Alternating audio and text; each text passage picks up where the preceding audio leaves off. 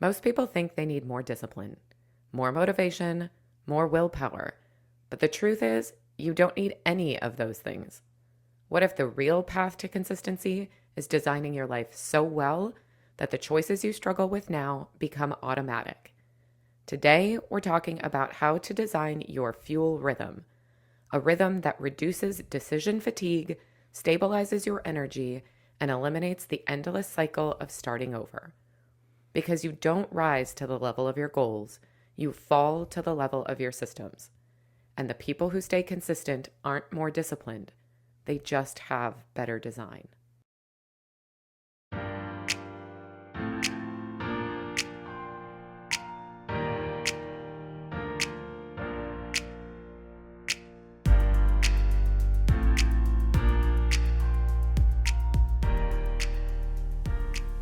Hello, everyone, and welcome back to another episode of Cheese, Curds, and Coffee. My name is Alan Thompson. I am joined by my beautiful, talented, engaging, and wonderful wife, Katie. How are you?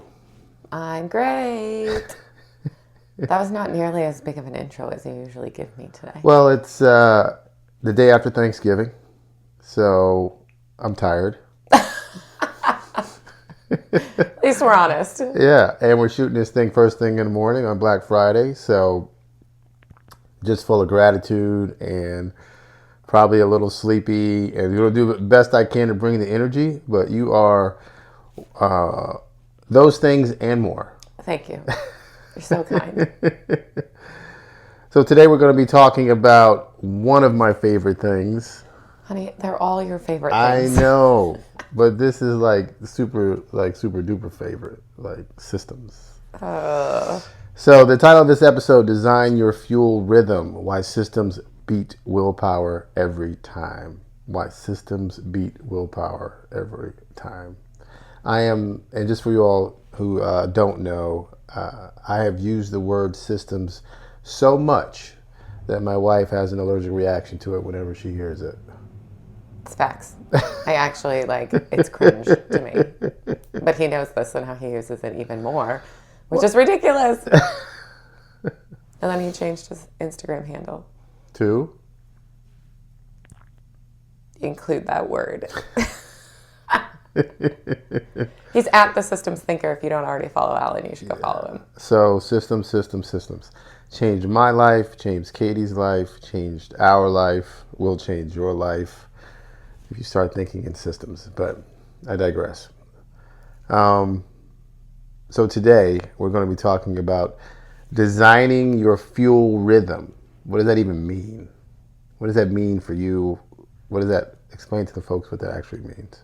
Yeah, it's how you structure your day and your habits and your eating to support the things that you're looking to do. And that's, do I have a heavy training day? Do I need to fuel differently today because I know I'm going to be exerting more energy through this longer workout? Or is it, a rest day for me? And how does that impact what kind of energy I'm going to need to get me through the day? How was my recovery from yesterday? And, have I been sick, right? There's so many things that contribute to how our body functions. And one of the big factors that helps us continue to keep ourselves moving in the right direction and let our body perform at its peak is how appropriately we fuel for all of those things. So understanding and identifying what you need to do for your body from a nutrition intake standpoint is what we are referring to today. I love it.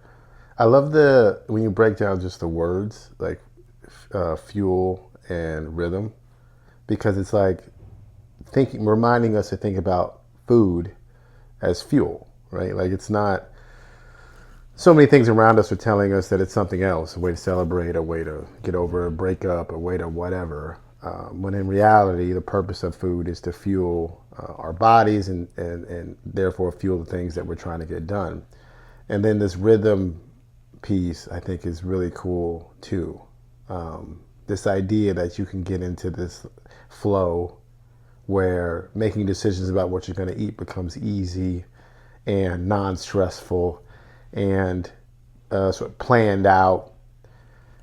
This is where you tell me I'm not very spontaneous when it comes to food,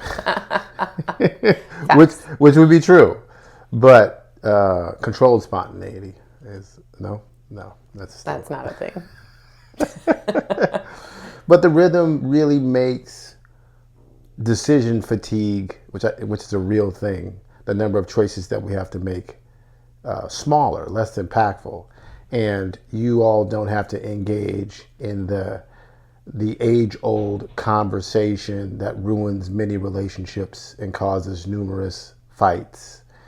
That goes like, "What are we having for dinner?" I don't know. What do you want? I don't know. Just pick something. What are you hungry for? Whatever I pick, you always don't want it. So I don't want to play that game. So you pick. It's so weird. It's almost like we've had that argument before. I remember when was that was pretty early in our relationship when I said to you we're not gonna be those people who have this conversation every day. I think it was shortly after you moved in because I mean, and to be fair, you moved in pretty early in our relationship. Yeah. But I don't think it was until we were actually living under the same roof that we were literally spending every dinner together. So yes, it was real. That was when, correct me if I'm wrong, I think you were making that decision. How were you making that decision every night when we first met about what to eat for dinner? What was I hungry for? Or what time were you going to get back from the gym? What did I have in the house? Did I need to run to the store? There's tons of things that had to go into that. Sounds very exhausting. Yeah. Especially when your partner doesn't want to answer the question. Well, there's no right answer to that question. There is if you tell me what you want to eat. But not if that's not what you're interested in eating. Well, sometimes we sacrifice in relationships. We are way off topic. Yeah. So let's talk about this. I mean, before we met, I was into the food prep thing. I say I threw things up in the air on the weekends, but I really knew what I was going to do. Like I was going to eat out at this particular restaurant, that particular restaurant for this particular item. We were talking about that yesterday at dinner with friends of ours about how like I'm very specific about what I'm going to eat at each like restaurant I go to. So I know I'm going to Wendy's for their spicy chicken sandwich combo with a large natural lemonade because that's what I want to eat. It's not going to Wendy's and like see what's new on the menu. Who does that? My beautiful wife. Every time I go to the restaurant, it's her first time. So she's got to look over the entire menu. It was fantastic. But you didn't have this sort of rhythm. It was kind of like, why not? Why did you, I don't know, what were you doing as far as food and why were you doing it? Why did you choose to do it that way? I'm sure a lot of it is because of the way I grew up. My mom goes to the grocery store, I don't know, 5 times a week and doesn't shop on Sunday for the whole week, right? We have staples in the house that we can pull some products out and whip something up, but we don't have all of the meat or any of the perishables. And then it's, okay, what do you want to eat today? Or what are we in the mood for? Or what's the weather like? Is it cold? Do we want soup or something that's like warm and comforting? Or is it blistering hot outside and so we want like a fresh salad or something cold and refreshing, right? So there's immediate factors like in my environment that I was just surrounded by as a child, and that was my norm. It was not uncommon for me to go to the grocery store 4 or 5 times a week and get whatever I was going to make for that specific meal. I would get the ingredients for that meal and then I would use them and cook whatever that thing was. And I wasn't a big leftover person. My dad always ate leftovers, but my brother and I, my mom, like we didn't eat leftovers. We ate the thing one time and then the next day we had something else and the next day we had something else. So you wonder why I can't eat the same thing for 5 days in a row. I was raised eating something different every single day. It's interesting because I was too. I mean, I think I grew up in a house where mom went to the grocery store on the weekend and bought food for the week, and so that's what we were going to eat. And so she had a plan for what we were going to have for food for the week, and different circumstances. Single mom, raising 3 kids. You had both parents in the house. Mom was a stay-at-home mom, so she had some flexibility to do those sorts of things. Mom came home, cooked the food, we ate it. Was pretty much the schedule, the rhythm until we got older. And then there would be days where she'd be like, you're on your own, make some soup, put some spaghetti in there, take it out of a can, warm it up, type deal. So I always grew up with this idea, like, hey, you buy food for the week, and then at the grocery store, or 2 weeks, whatever the case may be. But it wasn't really until I got into the sort of the sport of bodybuilding. Mm-hmm. I mean, it was like I was in the army. I went to college. That was whatever. Got into the army. When I was living on my own, it was like I followed the same pattern that I learned from my mom as a kid. I'd buy for the week. But then when I got into bodybuilding, it really got into when I was on my own in the army, it was buy for the week, cook for the day type thing. Mm-hmm. But then when I got into the sport of bodybuilding, it became food prep on Sundays. And you cook all your food, and then you knew what you had, and you ate on that all week, or maybe you cook something on a Wednesday or whatever. But it's very like planned out, very methodical, and that's what I became used to when I met you. That's what I was doing. I was doing that food prep on Sunday. I had the number of chicken thighs measured out for the week, so I knew how many I needed to buy and cook and prep and veggies and all this, that, and everything. And I got, I think we've talked about this before, but I can eat the same thing every day, and I change the sauces or whatever. But why do you think most people? I mean, is it that like we just don't? We aren't taught that idea of, food prep type, rhythm. Yeah, I would love to see what the kids now are going to grow into, because food prep, at least maybe it's because we're inundated in our social circle, yeah, is also living this, fit life and follows a lot of this, because a ton of our friends also do meal prep. But I'd be curious to see if the generation that's coming up that is exposed to this will inherently prefer to function the same way, whereas we were not, right? My parents, again, my mom was a stay-at-home mom, so she had a little bit more flexibility, but like we had a really delicious home-cooked meal for dinner pretty much every day, and it was meat, potatoes, vegetables, yep. Like your staples. And I'm a very Midwest family, so we had lots of meat and lots of potatoes. But yeah, the only exceptions that I would say to that structure is as my brother and I got older and we were more involved in sports, and for me it was dance, right? Our schedules then became a little bit hectic, and so then there was a little bit more coordination that was required, because we weren't always sitting down to eat, the four of us at the same time, and we had to have stuff that was easy to be able to cook or warm up whenever.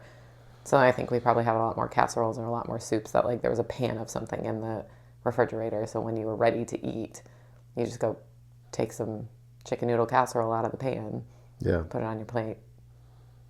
Probably some Jell-O as a side salad. Sounds good. It's interesting that like when you evolve into this idea of like pre-planning your meals, pre-preparing your meals, developing this rhythm around your life, you start to address this decision fatigue. I mean, when Katie and I first got together, or when I first moved in, and we were doing this dance about what we're going to have for dinner every single night. It was just, in my mind, it was exhausting to have the same conversation. And then it delayed the actual eating. Oh yeah, that was another big problem for him. He would be home from the gym and like starving and want Yeah. to eat. And I haven't even started preparing anything. And I'm talking about maybe I'll go to the grocery store right now because I was used to not going to sleep until 11 or 12 o'clock at night. Yep. So it wasn't an issue if I ate dinner at 7:30, 8 o'clock in the evening. You were already in bed by then. Well, yeah, and so you get up early, you go to bed early, type thing. Trying to fuel your body. Just did all these workouts. We need to kind of wrap this up so you can get to bed. But the other thing that happens when you don't have kind of this rhythm figured out is you make, at least for me, when I'm hungry, when I'm really hungry, I make bad decisions. Well, you make the comfort easy decisions. The fastest what's decision. already prepared. Yeah. And most often, those things that are already prepared are the less nutritionally dense options that you have in front of you. Right. So I know there was many occasions when, like, whatever happens, even now, if life happens, something out of the ordinary throws our rhythm off, and Katie's traveling, and I didn't go to the grocery store, or whatever the case may be. It feels off for me. We end up typically eating out more that week than we typically do, because the rhythm was interrupted, and we didn't do a great job in retrospect of planning for the disruption, or it was something that we weren't planning for. I mean, we had a sick cat this week that took Katie, I don't know, two to 3 days to work through, and way too much money to solve. Yeah. But so that wasn't planned on. It disrupted some things that we were planning to do, or that she was going to go to the grocery store on this day, but didn't get a chance to because she had to go take care of our sick cat, who's doing great now, except now he wants to eat the Christmas tree. But and so, like, life happens, things happen, pop up. But and I would say in those times, I think we eat out more, or go the route of what's fastest, what's easiest, convenience more than, say, when we're in our normal rhythm, and it just makes it so much easier to eat healthy, eat clean, that type of thing. Would you agree with that? Oh yeah, absolutely. Yeah. And when we talk about this rhythm, right, for us, we spend so much more time in rhythm than out of rhythm. So when we do fall out of rhythm, it's not detrimental to our health. It's not, we didn't completely press the reset button. It's easy for us to, take that brief moment of pause and then jump right back into our normal everyday routines. So it not only helps our health, but our pocketbook. Yeah. Because the way that we eat and the way that we fuel ourselves and the way that we prepare for that, I spend a lot of time, buying and shopping based on what's on sale. What do I have coupons for? And, seasonally also, like, what time of year is it and what fruits and vegetables are in season, so that I can take advantage of cooking and making things that are going to be less expensive. So a fruit, when it's off season, is going to cost triple the amount of whatever it's going to cost you if you buy something. So there's lots of apples in my house right now. Yeah, so decision fatigue is real, like the lack of rhythm. And I don't even know if you notice it when you're not doing it. Like, I don't know if I was aware of it before I moved to meal planning. Mm-hmm. I was definitely aware of it when I had moved to meal planning, or meal prep, created this rhythm, and then you and I started living together, and now that rhythm was disrupted. I mean, it was disrupted when we first started dating because, I was courting you. That means I was taking you out to dinner and lunch and breakfast. I love that you talk in your deep voice when you talk about courting. But so there was that sort of mini disruption or whatever, but when we moved in together, it became, acute, and definitely something we had to address as we were trying to, make our lives fit together, which I appreciate you compromising on this, by the way. I didn't have a choice. It came over to the dark side. There was no alternative. It was either this isn't going to work or you're going to go with his path. Because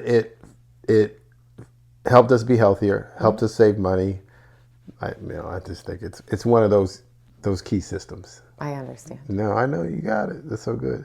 Um, I'm starting a new job and next week, and I'm thinking about travel and how this new, I have to come up with new systems to work around this new reality that I'm living in. And one of the things that really stands out to me about how disruptive things can be and screw up your rhythm for fuel or fueling your rhythm is going to conventions and how hard it is to eat when you're at a convention all day. I mean, you're a professional convention goer. Yeah. I've done so many. And it's just like one of those, like, if you've ever been to a convention before and you spent the weekend at a convention, especially working a convention, or even when you go to like a CrossFit event or whatever the case may be, like when you go to an event for a weekend, it's so like disruptive around food.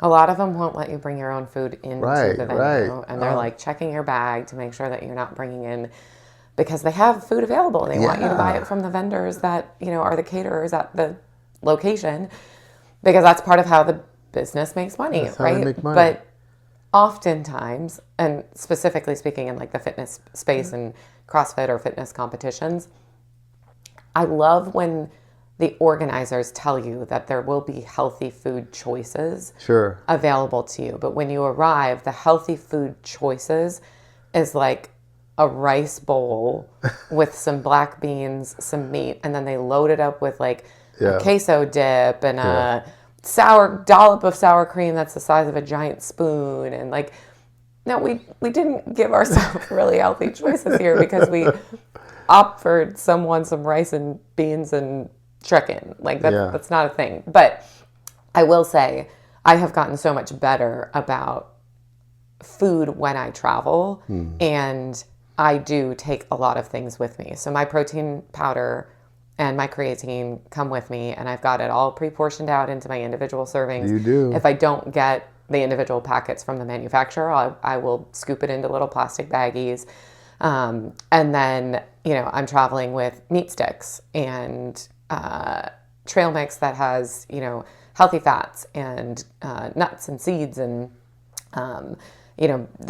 the protein bars that we eat come with us. So I am constantly prioritizing protein for two reasons. Number one, I have muscle goals that I'm trying to hit. So I need to consume and make sure that I'm hitting my protein content so that I can achieve the things that I want to in the gym. So that's really important to do. But also protein helps you stay fuller or feel fuller longer. So when traveling, or if you're at a convention and you're like, man, I just don't know when I'm going to be able to eat next, or there's like, people coming in and out of a booth and you're working the booth or you're visiting other people's booths, having protein snacks will help you stay appropriately fueled and balance out, your blood sugar levels and all of that while you're maybe having longer delays in between when you eat.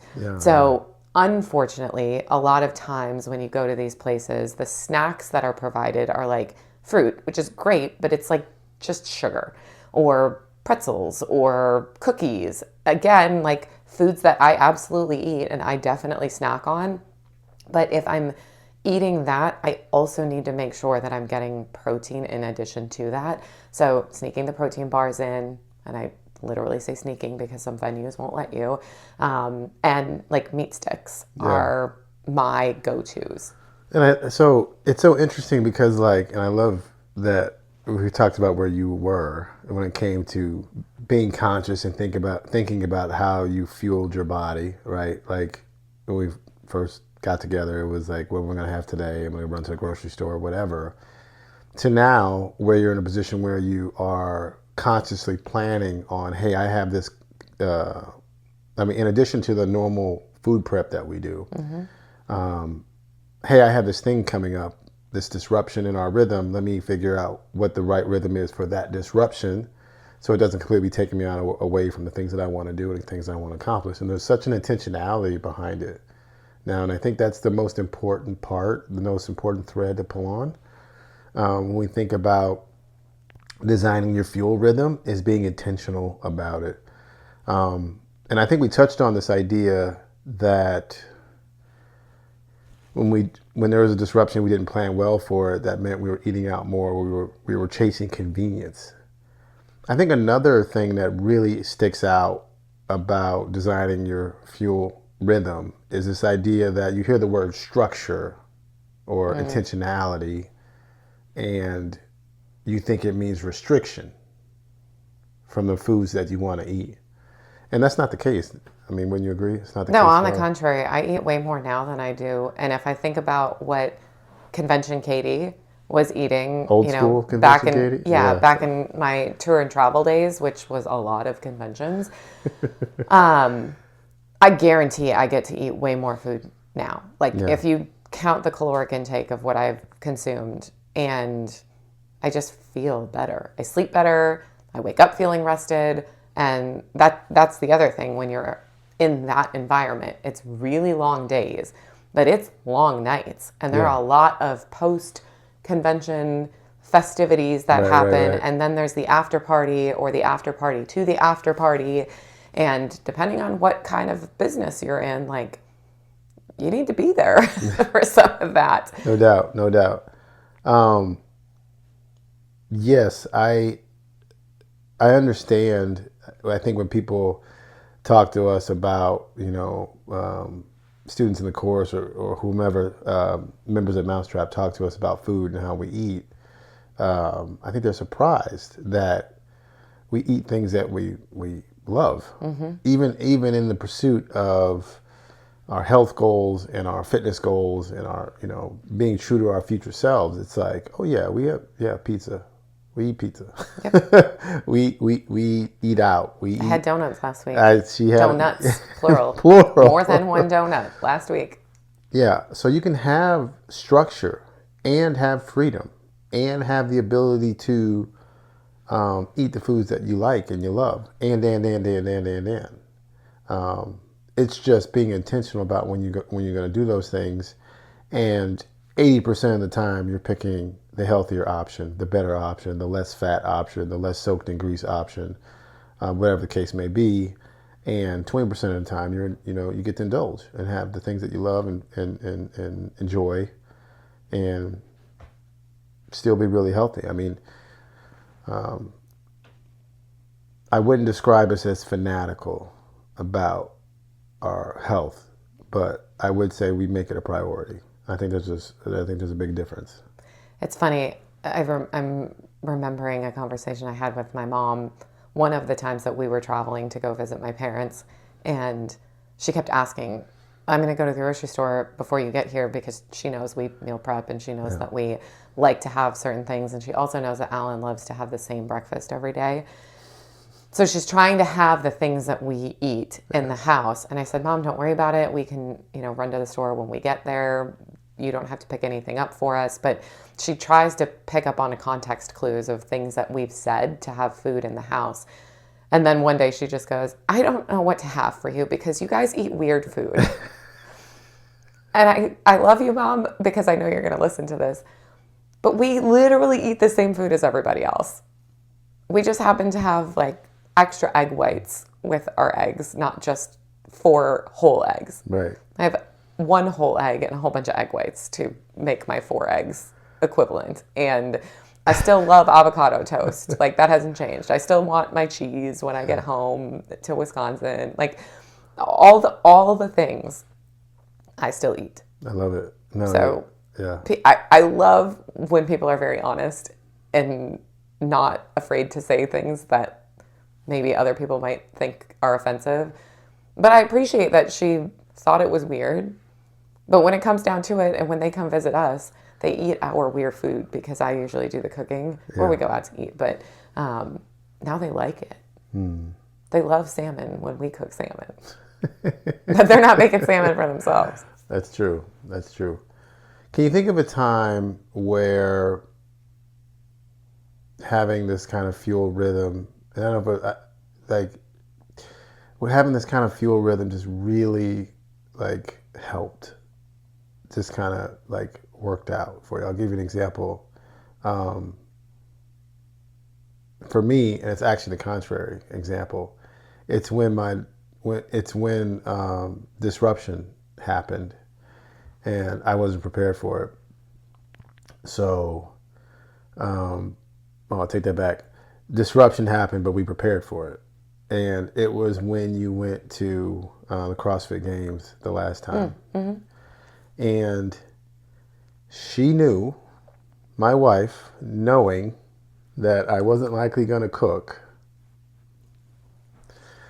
food prepped probably a week's worth of, like, she not only food prepped when she was out of town, she food prepped all my favorites. Yep. Right? And it was like one of the nicest, sweetest, most thoughtful things, because she wanted me to stay on plan. And she knew, I think, that I was going to come. I mean, she knew I was going to come home to an empty house and 2 cats, and and it was going to be, eat food, go to bed, and it was her own little way of, I don't know, giving me a hug every night. I feel like, because you made all my favorites, and it was awesome, and so just like saved us a ton of money, because I probably would have ate out a bunch. Facts. And saved us a ton of decision fatigue for me, and just helped me like stay in my systems. It was just like, it was awesome. And we didn't even talk about it. Nope. I gave you the rundown before I left. This is what's in the fridge. This is how many days of this you have. This is what's in the freezer. This is what's available. Yeah. And I think my comeback, I think my comeback may have been like, I can take care of it. I don't need you to do it. Your comeback was actually, I did keep myself alive before I met you. I do know how to do that still. Yeah, that sounds right. But it was very sweet, and I really appreciated it. And thanks. That was like half a year ago. I know. Yeah. Now he tells me thanks. That's so cute. Yeah, I have never said this to her before. So look at that. Anyway, so fuel rhythm, like just making a serious impact on your life. Do you have any examples that aren't as good as mine, but good? Well, mine's wildly different. Okay. So you are talking about how to maintain the consistency. Yeah. And I will give an example of how needing to adjust the fuel rhythm is also highly important, but you got to plan for it. Sure. So I did 3 back-to-back competitions, one in June, one in July, and one in August in the CrossFit space this past summer. And for the first 2, I was really, really, really good about making sure that I appropriately fueled my body for the comp. So I worked with ChatGPT, my best friend, to help design not only what balance of nutrition I needed based on how much activity I was going to have to exert over the course of the couple days in competition, but also when to eat it. Because for me, I really struggle, especially on competition days, with so much activity happening for myself, but also I'm never the only athlete that's competing, with the exception of the one that we did in Green Bay where it was just the 2 of us. There's members of our community that are also competing, and I want to be a really good spectator and coach and fan for all of my friends and my peers. And because I'm constantly watching the schedule of whose event's next and what lane do I need to go be at and what heats up and when do I need to get warmed up for my next event, I often get overwhelmed with when am I supposed to eat so that I'm sustained through the course of these couple of days. The first 2, I did really well with that. And by the 3rd event, I just was too in the moment. And by my last event, I had realized that I forgot to eat. I thought I had more time. I wasn't watching the clock. And while, yes, part of my fatigue in the workout was it was the final workout of the day, it was number 4 for me. I don't typically train at that capacity often. So that was already working against me, but I did not fuel myself appropriately, and I ran out of gas, and I performed worse in that last event that I even did during training, which was not true for any of my previous events throughout the course of that day. So it's just a testament to when you know that things are shifting, you need to change your rhythm. Yeah. And you need to be flexible and aware. And some of that's going to take practice. But there's tons of resources available to you that can help you with that. And literally for me, it was some prompts into ChatGPT that helped give me very specifics. Like if I wanted to, it would have written me an entire meal plan. Now, I generally speaking know what types of food I want to eat. So I didn't go that granular, but I absolutely could have said, I have these 16 things, make my meal plan and tell me exactly what proportion to eat and when to eat it. Yeah. Excellent. I love that. And you killed that last workout, by the way, just so you know. Are we talking about the same last workout? You left it all. You left it all out on the floor. I did. Okay. So. But it was. The effort was there. Yeah, my body was done. Well, it had been a long. It had been a long couple months. Yes. So let's talk about culture. So here we are sitting talking about designing your fuel rhythm, trying to figure out the best way or communicating to you all. You want to win at a healthy lifestyle. You have to be intentional with your food choices. Know what you're going to eat, when you're going to eat it, how you want to eat it. Like do it. And this may sound like a couple of gym owner, athlete people, and doesn't make sense because all around me I hear different something else. Because our culture, American culture, consumer culture, tells us something completely different. The work hustle culture tells us, oh, it's okay to skip a meal. You know, you're working so hard you don't eat type nonsense. What else? Even fitness culture will be like, you have to be exact with your macros every day or it's a failure. I can't stand that.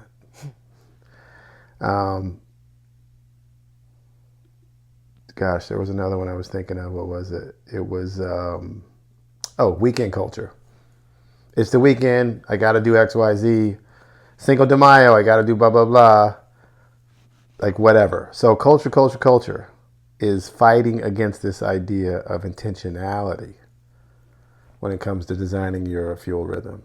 And we have to ignore that and be hyper-focused on what we're trying to accomplish. And it can be super hard. Super hard.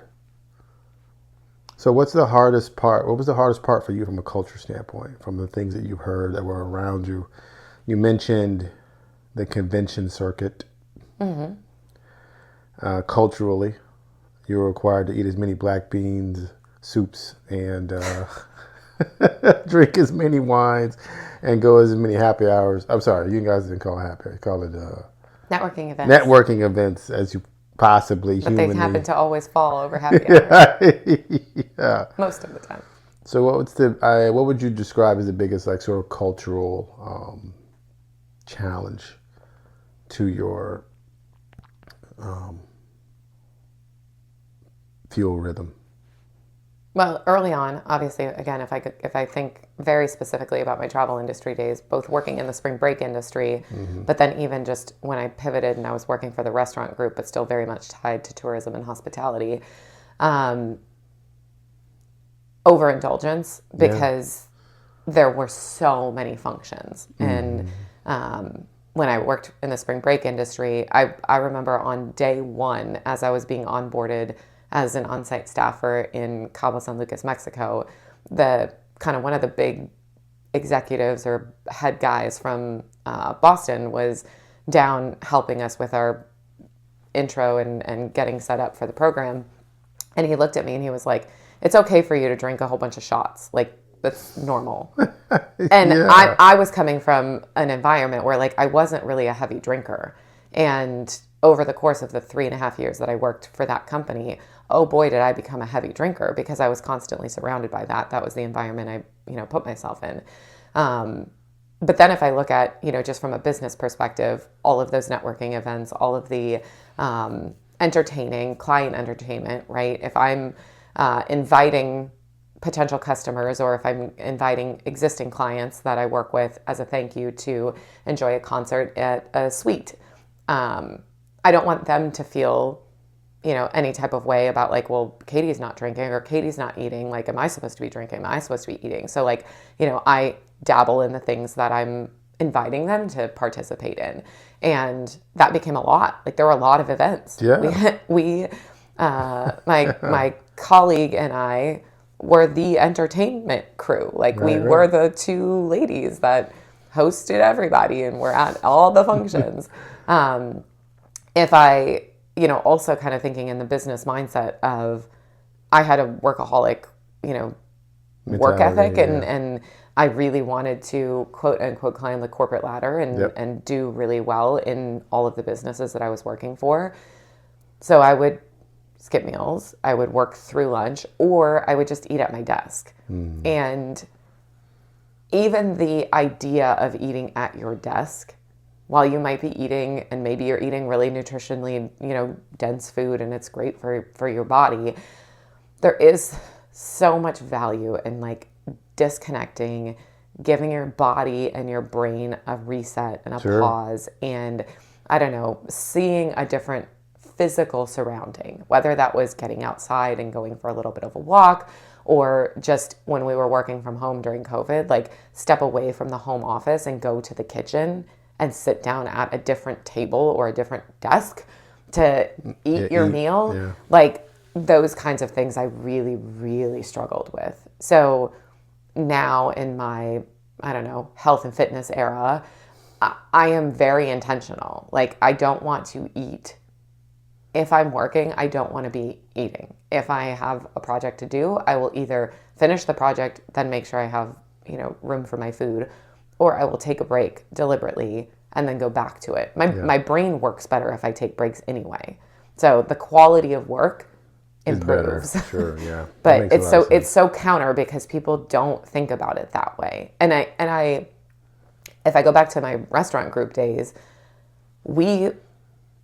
I was overseeing our national sales and catering team, and I would deliberately order our competitors' catering to come to the office and see what their setup looked like and taste their food and understand the customer's buying experience. It was, part market research. But then we would tell our staff, like, we're bringing in food for you so you can work through your lunch. And I'm thinking, like, how awful was I as their leader?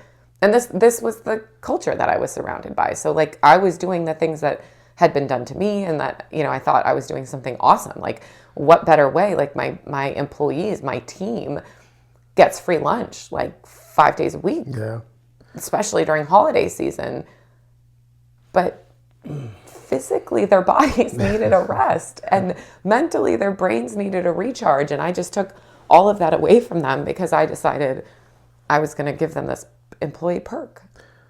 Yeah, I was going to say, I was going to say work culture too, because I just left a place where it was like food for safety meetings and food for recognitions and food for then there was just food there's always food around, like snacks and whatnot.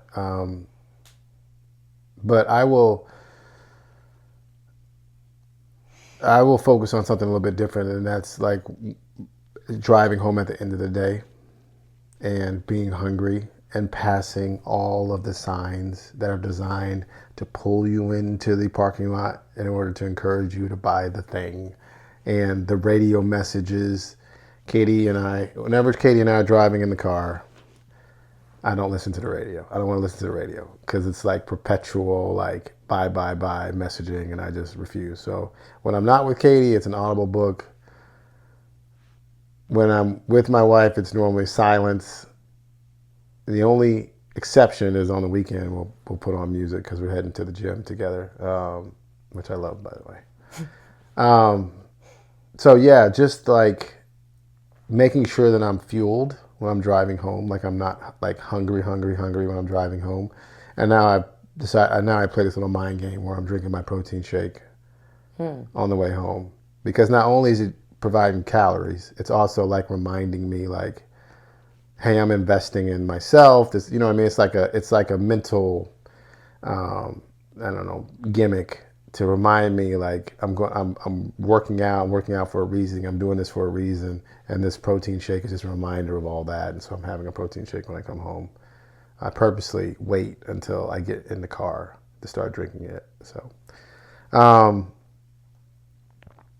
so we've spent a lot of time talking about fuel rhythms, what they are, why they sound weird compared to the culture that we are in. What's an example of a fuel rhythm? What does it actually look like? You know, if we're talking about this, and just to give an example, and I think you did a really good job actually when you were talking about how you plan when you travel, or how you plan your food when you're at a competition. For me, the day to day, like how I plan my work day, like I have a specific sort of sequence that I go through. So I have my breakfast, which right now is oatmeal, 2 oatmeal packets, instant oatmeal packets. And then when I get to work, I'll have my banana, and then I'll eat my strawberries, and then I'll head to my 9 o'clock meeting, and then I'll have my lunch because I'm up at 3 o'clock in the morning. And like so there's just a rhythm that you get into about what you're going to eat, when you're going to eat it, so you can stay fueled throughout the day.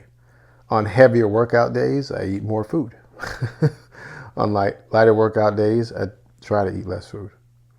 And that's what we're talking about when we talk about a fuel rhythm.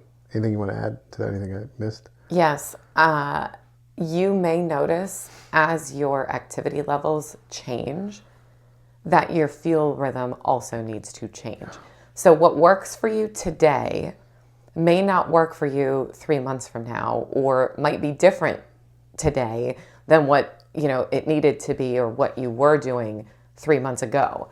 And a really great example of that is for me, I am really acutely aware. I am like very close to listening to my body right now, because I'm trying to accomplish some goals, and I've got more strength things that I need to work on and to build, to be able to get some of those. And recently, over the last probably 2.5 or 3 weeks, I have noticed that on days where I lift heavy in the gym, and this is like heavy squats for, you know, several rounds and like decent number of volume. Yeah. I am famished all day. Like I cannot eat enough. And this is now becoming a pattern. And so I'm starting to do the research, and I was chatting with one of our other coaches who is very well versed in hormonal changes with women and women going through perimenopause and menopause. And I am like, this is way different than what I used to do. And I haven't changed the meals that I'm eating realistically. And for me, the response that I've been, you know, learning is that I need way more carbs on those days. So my brain and my research and everything that I was talking about, you know, previously when I'm like, I eat more protein because I'm trying to put my muscle, you know, on, that's all okay. Those are all in like the correct ranges. But on those days that I am lifting really heavy weights, and I'm talking like 200-pound lifts, like multiple times, like my body needs way more sugar and way more carbohydrates to give me energy before that workout and then after that workout. So I am now working on adjusting that rhythm so that I can not feel so hungry, because it's like I can't curb the hunger pangs, and it's stomach growling, really famished. I'm glad you brought that up, because I think we should put out a public service announcement.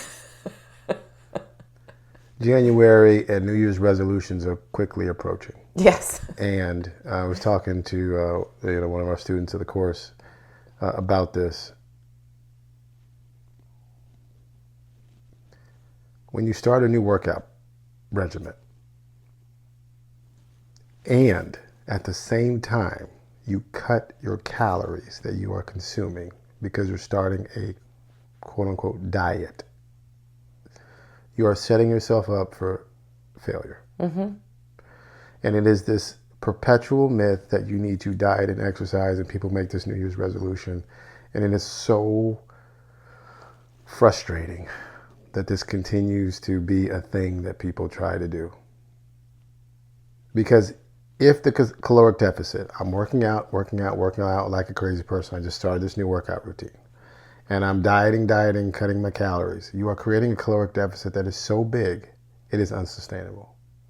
Well, and your body may be going into starvation mode. Sure, 100%. And it might store everything, thinking, I don't know when I'm going to get my next meal. 100%. I have to hang on to every ounce of fat in my body and keep compounding that because I may go into feast or famine. And 100%. But it continues to happen. So, I told this particular student, I was like, you're going to learn in the course how to manage your macros, manage your fuel to have a sustainable caloric deficit. If you want to lose weight, a sustainable caloric deficit that will not put you in a situation where you are so hungry, you make terrible decisions, right? All right, public service announcement over. Frustrating. Anyway, last thoughts. What should people take away from this episode? Start making your plan. Start thinking in terms of what does my rhythm look like. Maybe jot down what you're currently doing, and that might be like chaotic hodgepodge, whatever in the moment, and then start to go one day at a time, or 3 days at a time, or a whole week at a time. Start small and then build upon that. I love how the way you talk about building a system. No, I didn't say that. I want to listen to this whole episode, and I think only in the intro do I say that word.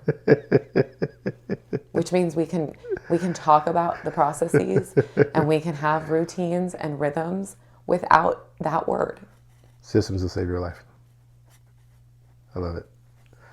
Thank you, everybody. Where can they find us, dear? Well, if you've made it this far, thank you for being with us. We're almost an hour in. But we are at Cheese, Curds, and Coffee on Instagram and under Mousetrap Fitness for our YouTube channel. But we really appreciate you. If you are enjoying this content, please engage with us. Give us a like, subscribe to our channel, follow us, and drop some notes. What would you like to hear from us? Do you have questions? What's going well? Thanks for being here. Thank you. Take care.